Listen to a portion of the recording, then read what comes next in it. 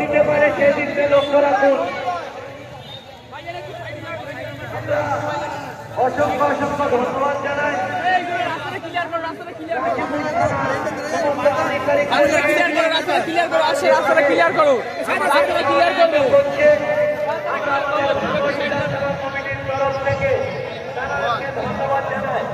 এখন আমরা বক্তব্য রাখার জন্য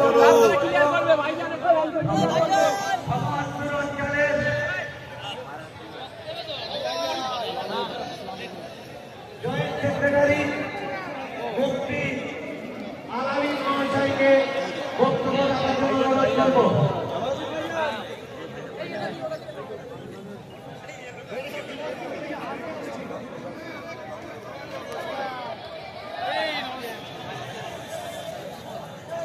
রক্তদান জীবনদান, রক্তের দানে পেলাম, এগিয়ে আসুন রক্তদানে, অচেতন পেলাম।